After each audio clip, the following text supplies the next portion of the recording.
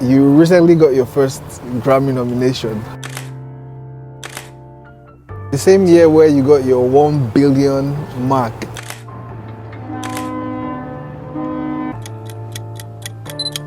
Honestly, when I saw Don Jazzy, there was this instant feeling that I had that things were going to change for me. This is Andre Vibez. You see, in the last 5 years alone, Vibez has made some of the most significant contributions to Afrobeats as a genre. Well, I'm pretty sure that you know this record titled Feeling by Ladipoe featuring Buju. I mean, this was one of the biggest Afrobeats records in 2021. And then we have this record by Ayra Starr titled Rush. The last time I checked, it was on about 371 million streams on Spotify alone. And of course, the most streamed Afrobeat song ever, Calm Down by Rema. And this record alone has done over 3.3 billion streams on YouTube and Spotify alone. All of these records have one person in common. When I started making music, started producing for people, I started from actually charging 500 Naira. Yeah. He produced all of these records. When I really think about it though, I'm not sure which is more mind-blowing. Is it the fact that he used to charge artists just 500 Naira, which is less than $1, for the beats that he produced for them? Or despite the fact that his father was one of the biggest pop stars in the 70s in Africa, he still had to work so hard for himself before he could claim his own spot in the music industry. And this journey would take him about 15 years before getting his first major music industry break.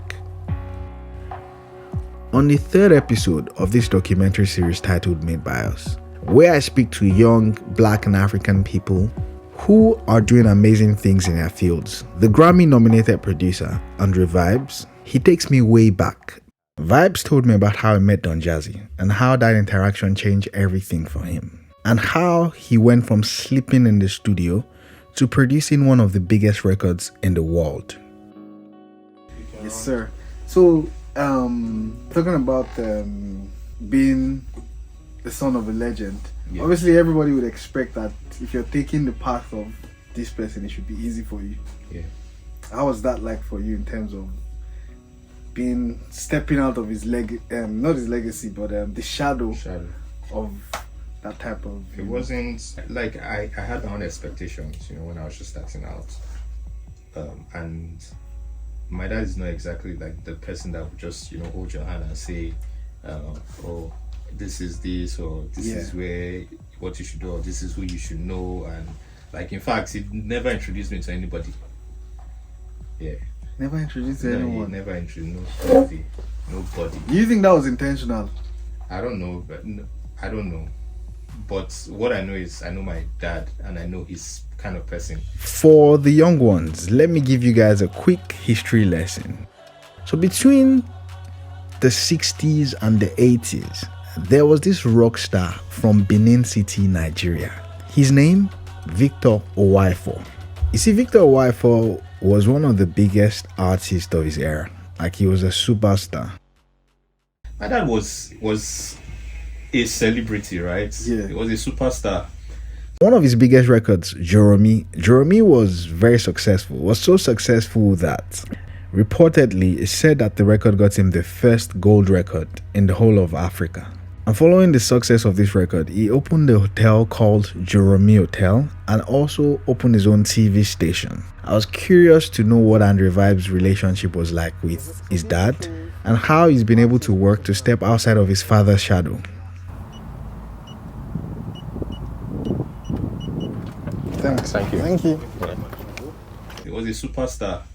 So, these superstars, artists, they kind of like get, into themselves. Like, it's just, things are just about them. Like, they can't really exactly like break away from that.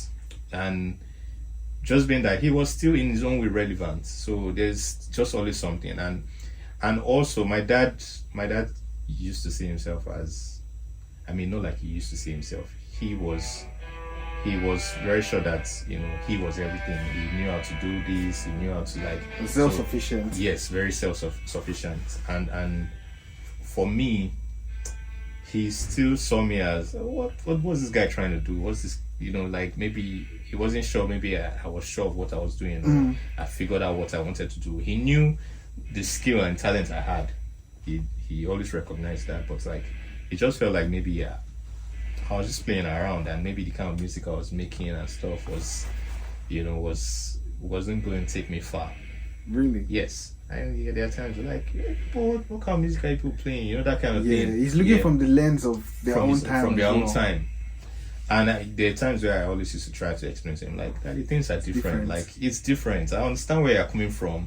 And don't get it wrong, because I've picked and learned, like, taking a lot of things from him. You, yeah. But you're being unfair to me if you're not trying to understand what I'm trying to do, because I've literally taken, you know, got inspiration from you. And so, but, you know, I was never really able to convince him, you know, otherwise. You see, for the most part, Andre had to figure out a lot of things by himself. So, first of all, from him, I just feel like I didn't get the kind of like support. Yeah. I mean, I got support. I'm not going to say I did get support. He had his own way of, you know, supporting me or being there. But like, sometimes there are things that I wanted, right? And I didn't get it. And I knew that, you know, I'll fight so hard, or like would have back and forth and, you know, fight. And, you know, so I don't like to have conflict with anybody. Yeah. So once I figured that out, you know, I just started to map out my own plans and what I needed to do to take me to where I wanted to be. And in his early days in Benin, trying to get help from the people within the music scene, it will come with a lot of difficulties. I never really used to get anything from anybody, you know, and I really needed something. So like maybe I'm trying to get like a platform somewhere. I'm trying to like, you know, let people know what I'm doing. And they look at me, once they know that, Victor Uwaifo, say, this one don't get problem now. They say, you did all right. And they don't take you seriously. Are you serious? Yeah, they don't take you seriously. They just feel like you're good. I mean, people didn't even take him seriously. A lot of them thought, since your dad is this huge superstar, what exactly could we possibly offer you that you do not already have access to? So that was from him first. And then next, like with other people, you know, because I started to like try to like, you know, meet people in the industry. And at the time I was still in Benin, you know, so it was basically the artists like in the Benin scene, music space. And I will meet some people. I'm not going to mention it, but I'll meet some people, and they just saw me like, this guy. I was a small boy, right? And it's just something like, yeah, they don't really take kids seriously. Like young people. So you started off early. Yeah, I started off early. I saw you were playing on your dad's band. I was still playing. Yes, I was still playing in his band. I just started playing in his band while I was still doing my own thing, right? So like I said, at that time they didn't really used to take like, you know, young. I was a kid, of course, like I was 17, about turning 18. So they didn't used to take people like us seriously. Yeah. Even if you were that good, like, you know, and back then, you know, people, before you blow in Nigeria, you had to be like 24, 25, 28. 28 the guys that used to blow, they usually used to be around 28, 29 before they blew. And they'll now reduce their age. Yeah. They'll tell you they're 32. So it wasn't until Wizkid even came to this. Wizkid that changed everything for us. Wizkid literally changed. So so there are a lot of things I used to do that, you know, even when Wizkid started, like I was seeing myself. It's like I'm like, this is me. Do you understand? This is me. Like, because I've been doing this thing. I the same things you're doing, like the same ideas, the same way. Like if I had that opportunity, I would be there too, right? So I met people and they were not really taking me seriously.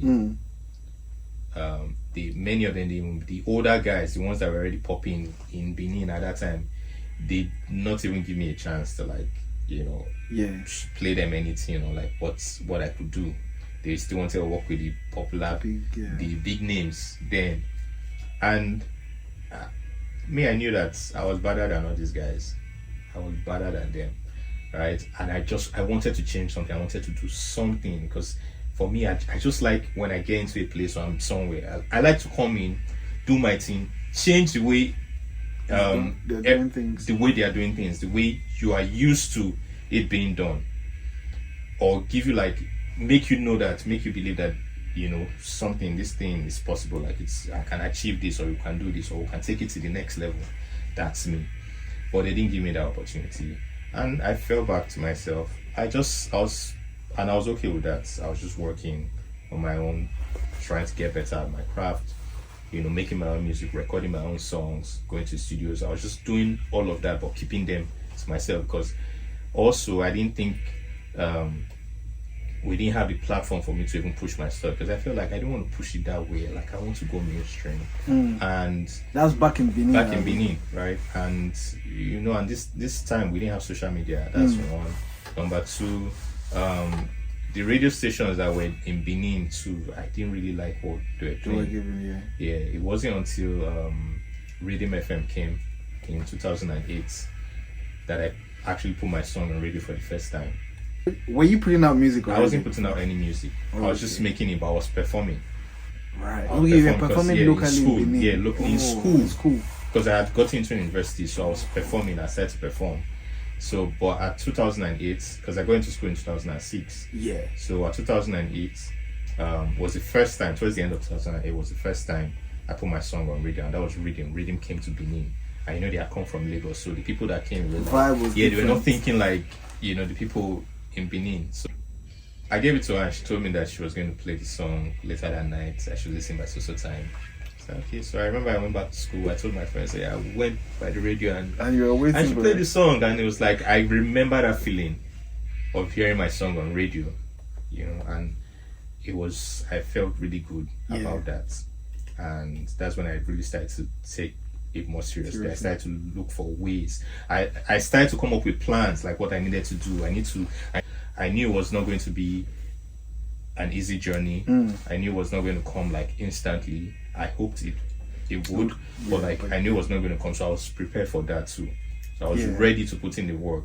Right? Interesting. And then I started to meet like people like me, young people like me that were coming up, and we just started to work with each other, produce for this, produce for that, but I still kept on performing in school, and I was big in my school. I was big in Unipen, like people knew me.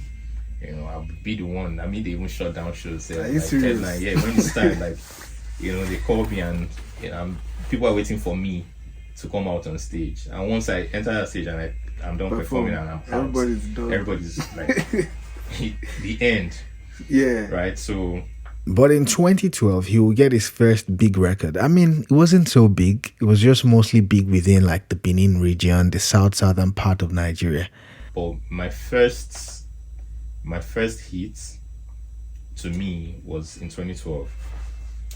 But it wasn't a mainstream song. Yeah. It was like in the whole of South. It was big. Are you serious? What song is that? It's called Selena. It was an artist named called Leroy. Oh, okay. Yeah, it was a big song. That was the first time like the name Andre Vibez just So there's a whole. I mean, it used to sound like a myth to me. Like people would be like, this person is big in the south, or this person is big in the southeast. Is that like an actual thing? Yes. Like people would be popping there, but won't get to Lagos. Yes. I was you like testament. at the time I was the biggest producer. So were you guys getting booked locally in the south? Well, but it wasn't really translating to a lot, like cash wise, right? Yeah. But I was still getting money. Like, I mean, at that time I was charging very little, but to people it was a lot. It was a lot. So because I came from when I started making music, started producing for people. I started from actually charging 500 Naira. Yeah. I'm doing music for free because I did free for a lot of people. So like all those shows you were doing, I didn't even take. They didn't pay me.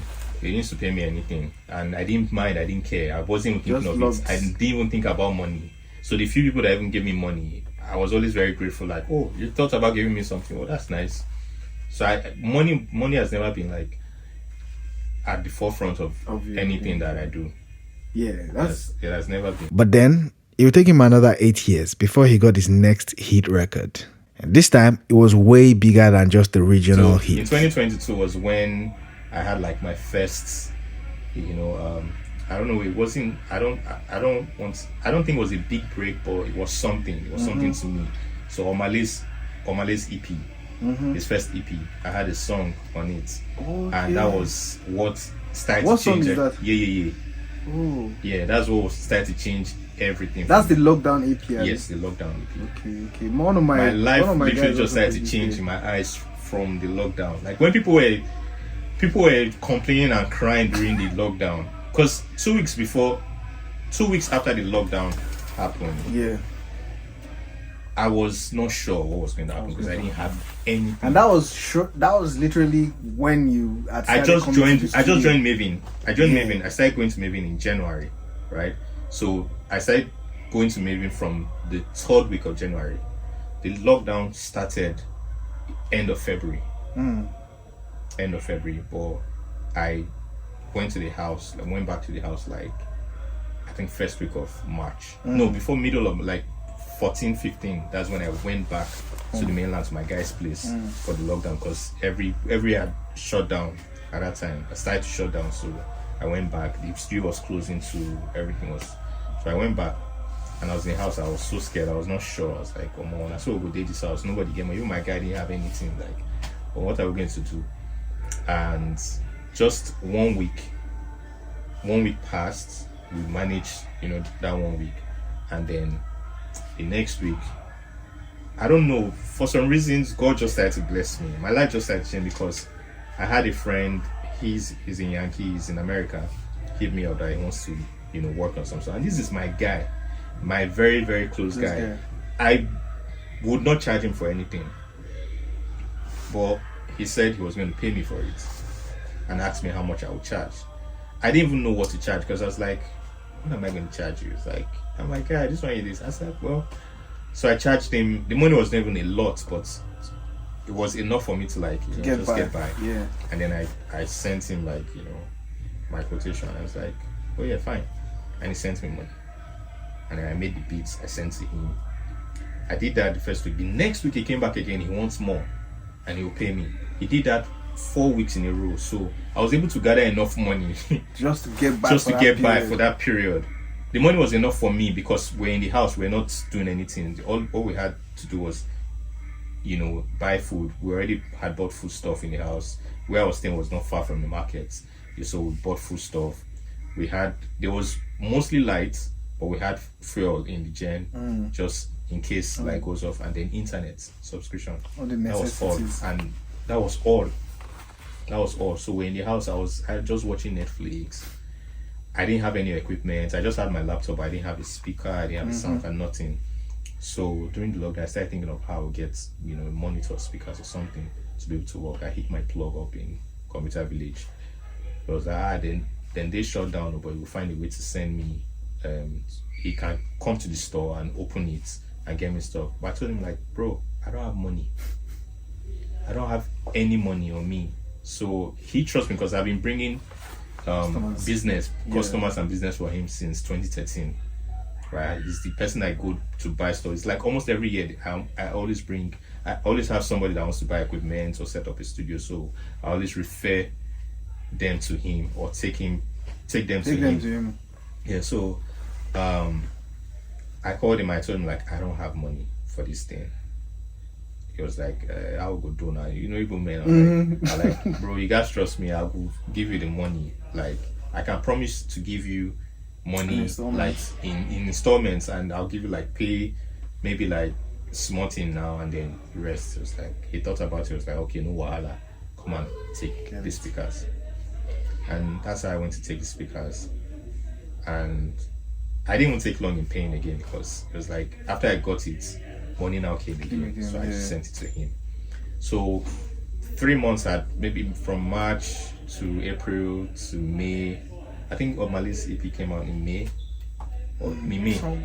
Sometime around. Yeah, so it was like 2 months after lockdown had gone, lockdown started, that the EP dropped. So I knew that Omah was going to drop, right? But I didn't think much of it because he wasn't He was big. a brand new artist. He was a No brand one new knew. artist. I He didn't only know had about one Omah. song. I didn't even know about Yeah, him. he only had one song, and people didn't know him.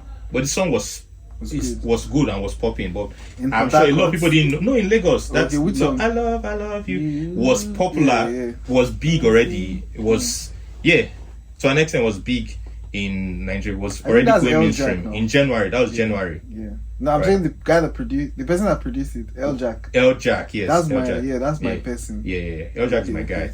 Yeah, so from January the song was already popping, was playing on radio everywhere. I used to hear the song. I didn't even know it was on Malay. Oh, okay. Because I only hear the song like maybe when I'm in an Uber or like I just hear it, or maybe I'm passing like where maybe like a lounge or something where they are playing music.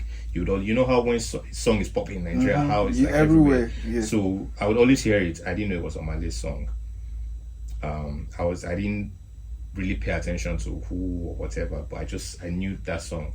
So it was one day, I think in February, that I was in the studio. I was coming down to the reception. I think I was going to the kitchen or something, and I saw Omale on the TV, but the sound was off. It was mute, it was on mute. So I know this guy now. I know this boy, and I told them to like increase the volume. So when they increased it, that's when I realized he was the one who sang that song. That's like, oh, cool. So, and in January, I already knew that they were going to drop an EP that year because they had told me that the song I made was on part it. of it. I was like, okay, cool. So when I saw him, I was like, oh, they're actually serious with this thing. So when that EP dropped, the night before it dropped, Valo hit me up. That's the guy that signed, hit me up like, bro, like they're about dropping the stuff or that don't worry, my phone is about to blow up. I was like, and I went to bed. I didn't care whether anything dropped that night. When I woke up, the notification, I never had notifications like that. At that time, I'd never had notifications like that from my Instagram, from my Twitter, especially my Twitter. It was crazy. Because the day the EP dropped, it was even the Yeah song that they were pushing at the time. They did like a visualizer too for it. It was going crazy. And then all of a sudden, I just started getting people hit me up. They want to work. Me, I'd never charged anything. I'd never charged anything more than 100K before at that time. Yeah. And then people were willing to pay me like 250 to 300K. Yeah, and it was a lot of money for me too. I'm like, wow. I started to, go out. I was collecting all this money and I was fine. I was fine with it, and that just took me by the whole of 2020. I was fine. I just got really comfortable. Like everything was, I didn't have to struggle or think too much about anything, And then 2021 came and just went to the next level. It kept going. As a 2021, we had like the song with Crayon and Rema to correct. And true. Yeah, that's did something again. True. And then that's crazy. Feeling came, and Feeling just took it to another next level. Bro, when Feeling came, I had so much money that I went on leave. I decided to take my leave. Yeah. I was supposed to take my leave for 1 week, right? So I just, paid, got a hotel and was there for like a week. And then after that 1 week, I was supposed so I started thinking that I'm not going to go back to the studio and sleep on the couch when it's time to sleep and everything. I stayed in that hotel for close to 3 months. I had enough money to pay every night for 3 months. That's crazy. For 3 months, I had enough. We're like, why not? Fuck it. Let me just be. But here. it was like when it was almost 3 months, I was like, I need to slow down because I don't know if this money is gonna keep coming like this. I need to slow down. Let me look for a place. That's how I found a place. Rented a place and then started buying things. I was curious. I wanted to know how exactly he felt about how long it took him to get this level of success, considering how much work he's been putting in for years.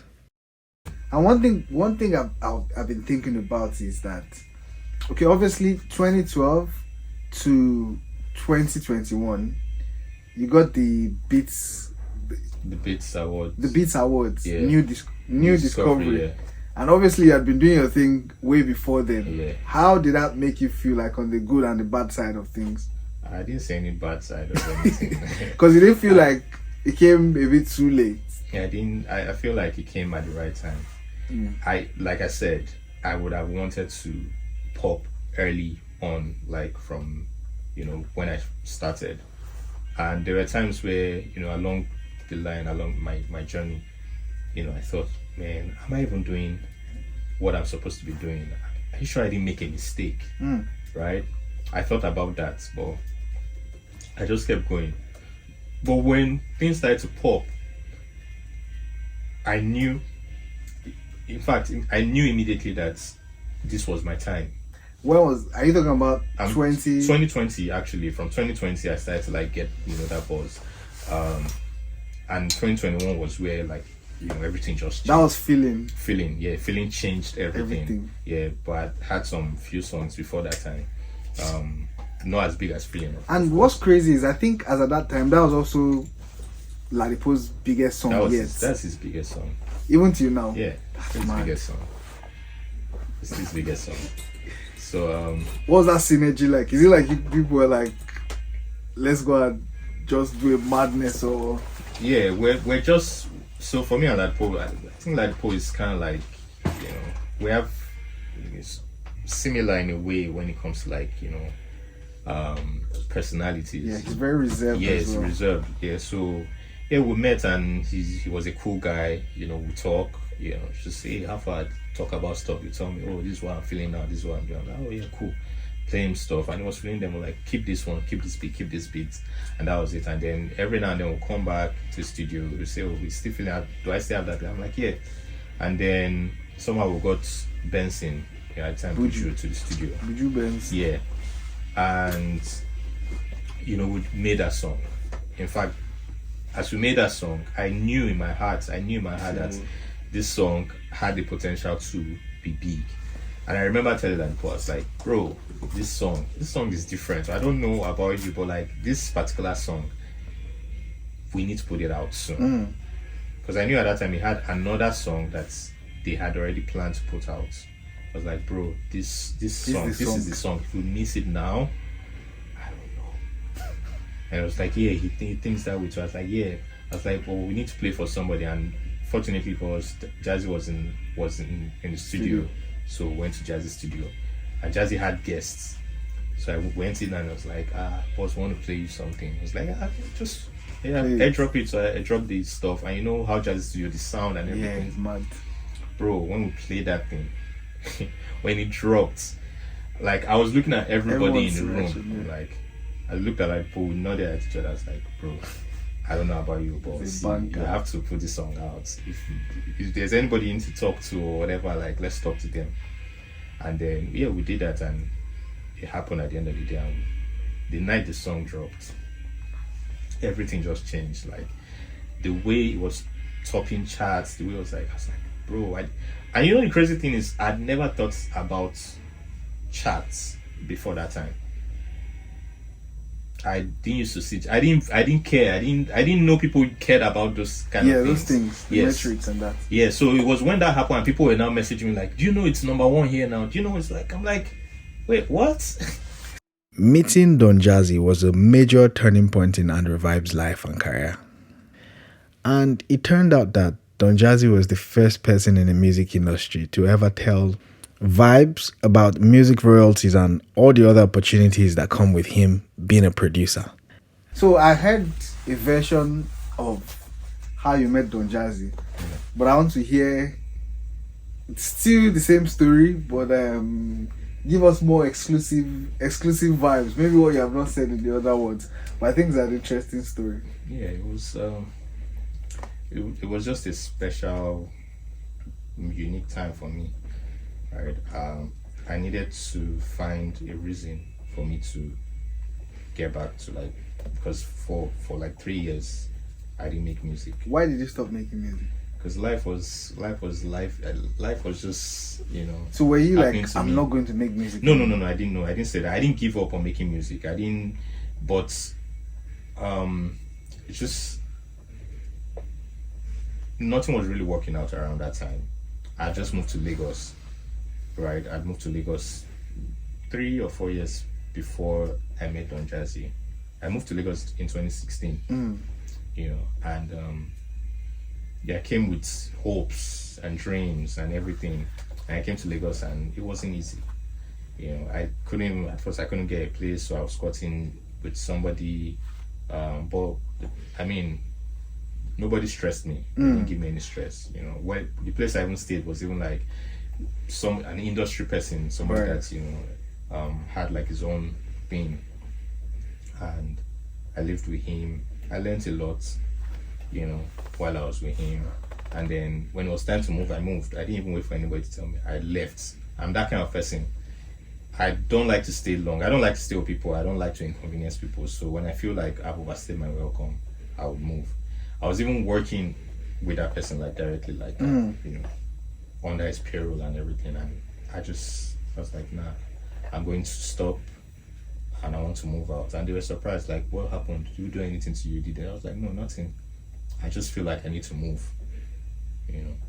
And I did that. And then I started staying at a place, actually my sister's place, but she was moving out to Abuja. She left Lagos to Abuja to go to culinary school. So she still had, her rent was still like, you know, ongoing. So I just, you know, entered the place, and that's how I got my own place. So 2016, 2017, that was 2017.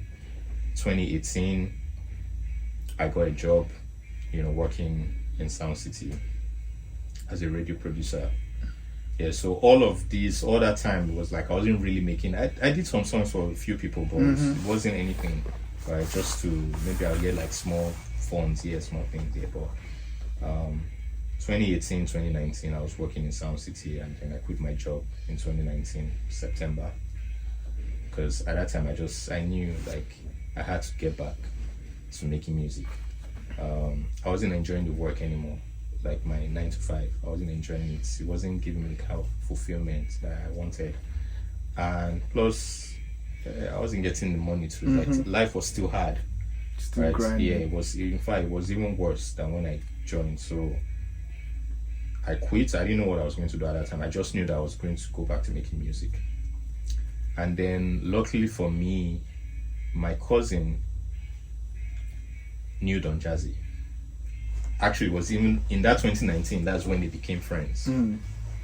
So there was one day she posted him, like on the story, you know, they were together, like made a video, and I was like, you know Don Jazzy? She was like, yeah, now my guy. And I was like, but like, I would like meet him more, just, you know, get one-on-one, just to, you know, get into his mind and know. That was it for me. That's all I wanted to do. And she was like, oh, okay. She now said she would talk to him. So okay, no problem. She spoke to him, then she got back to me and told me that, he would see me, but he said when he's ready. It's like, okay, when is that? She was like, she doesn't know that for now he's not ready, that they are building their office and studio and everything. At that time in my head, I was like, I don't want to come to studio, I just want to see him. Like, but I was like, it's fine, anything. So I forgot about that. This was like 2019, maybe September 2019. I didn't stress, I didn't say anything again. So it was January 2020 that I got a message from Don Jazzy through my cousin that he was ready to see me. And I went to see him. At the time when your cousin told Jazzy about you, did you guys have any interaction? Who, me and... You and Jazzy? No.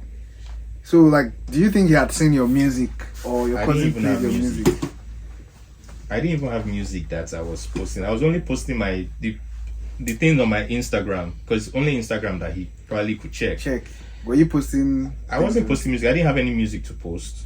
Even the people I made music for, they were not dropping songs. They were not dropping their songs, so there was nothing to even post. You know, so I only just take my picture. You know, fine. So I got there, and I met him, and this is I don't even know whether it's weird or strange or whatever, but honestly, when I saw Don Jazzy, like when I saw him, there was this instant feeling that I had that things were going to change for me. That whatever conversation that I was going to have with him is going to change things for me. I just felt that way, right? And then we just going and we started talking. We're just gisting random stuff, just talking about stuff, you know. Spoke for like maybe 2-3 hours, just talking before he now actually asked me like if I had anything. Yeah, so I came with my hard We were gisting for like 2 hours. Yeah, 3 we're hours. just gisting about stuff. We're gisting about stuff, and you know, then after that he asked if I had anything like stuff to play.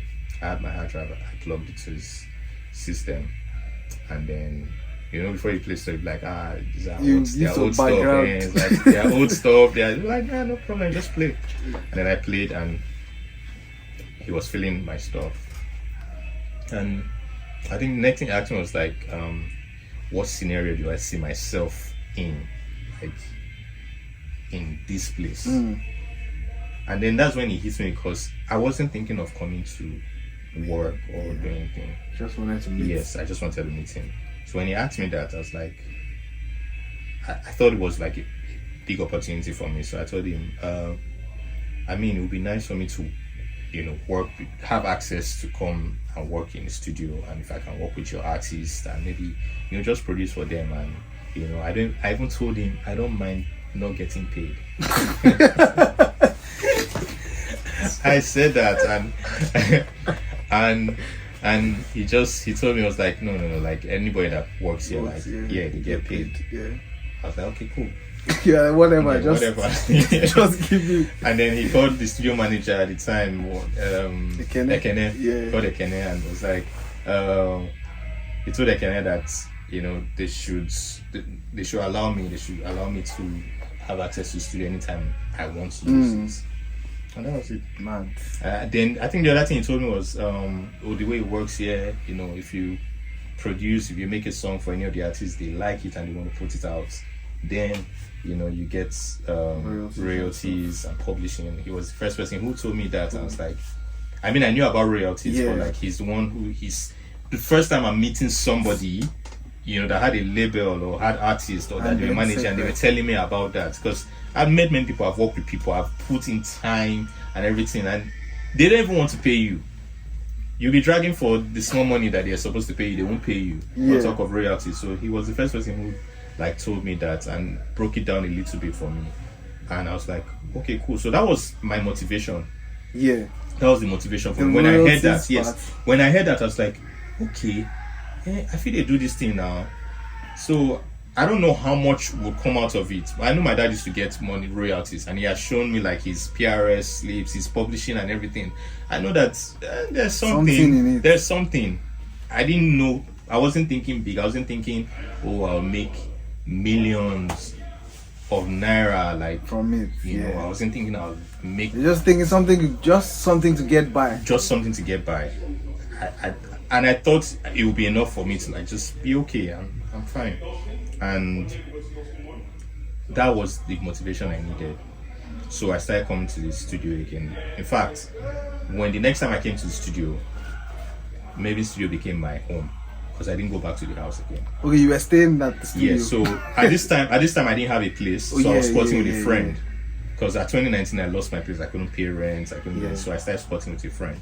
So when I left to come back, so after I saw Don Jazzy, I didn't get back to the studio until like a week and a half later. So I just went back to like, you know, get myself together. So the plan was I will come to the studio, maybe do like a night or 2 nights, and then go back to my guy's house, and every time I'll come back like that. But when I came the first time, I didn't leave the studio again until 2 weeks. Why was that? Because I missed working in a studio, and it was like the environment was just very conducive. Very conducive. Like, and the studio were fresh. It was fresh. It was new, and the place, the particular studio I was using, it's like nobody was coming there to disturb me and say, leave there, I want to use this studio. Like, I was just there. How many 3 clothes I came with, that's what I was changing. I would go to Ekene's room and have my bath. I'll go and look for food to eat, with the little money I had at that time, come back and I'm working in the studio, just making beats. Unfortunately for Vibez, shortly after he met Don Jazzy, the COVID-19 started and the whole world had to shut down. And at that point, he felt like he was back to square one, just at the point where he had met the biggest opportunity in his music career. Then the whole world is shutting down. Well, if you believe in miracles, this is probably one of those situations. During COVID-19, Andre had no money, like he was broke. Interestingly, he got a placement on Omah's EP. Now, at this time, Omah wasn't big, and so he wasn't thinking too much about the record that he produced. It would take a few months for the record that he produced to become one of the biggest records in the country then, with Omah's EP blowing up, not just in Nigeria, but around the world. But this would just be the beginning of Andre Vibez's success story, as he would go on to produce massive records for Ayra Starr, Ladipoe and Buju, and obviously the biggest Afrobeats record ever, Calm Down. Bro, so many things have happened and it's just crazy. I can't even sometimes I have to sit and like reflect and like, wow. Yeah. And when did this even happen? Like, how did this change? Like, why didn't, I was so much in the moment, like it was just happening that I didn't realize this had happened. And it's only when I sit and think, like, and reflect, I'm like, wow. So obviously your dad, before he passed, experienced some of this. He saw it. We were not talking, but he saw it. He saw it, right? I mean, normally we don't communicate like that. We didn't have that kind of relationship, rapport. Like, yeah, my dad is just my dad. Yeah. Right, and he's comes from the older generation. Yeah, he's very, so much pride and all of that. So there's not much we can talk about. But at that time too, we had one, little fallout. It wasn't anything serious. It was just an argument. I just felt like he didn't appreciate my presence. I'd not seen him in like 2 years, right? And first I was coming home to celebrate his 80th birthday with him, and I just felt like the first thing was attacking me for something, right? That I was like, that shouldn't be the first thing you tell me. Like, come on, like, I'm here to celebrate with you. Like, I even did souvenirs for you. Why are you? And he was in front of like his visitor, so I got really pissed, and I was like, you know what? I not did this house. I left my house. I just called my friend. I was like, I'll come to your house to stay. But I came for the birthday. I was there, but we didn't really get to talk. Yeah, but yeah.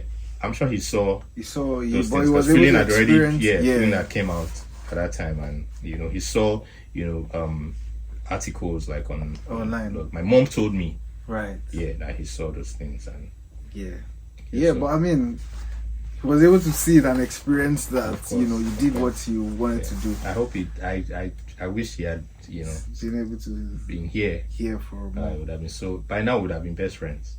Yeah. By now, he would have been. Because now he would have a better perspective of where you're coming from. Would have been guys. Would be guys. Because now I'm actually on that level where I now understand where he's coming from too. Because there are a lot of things I didn't understand too, because I had not experienced it. But now I've experienced those things, so I understand.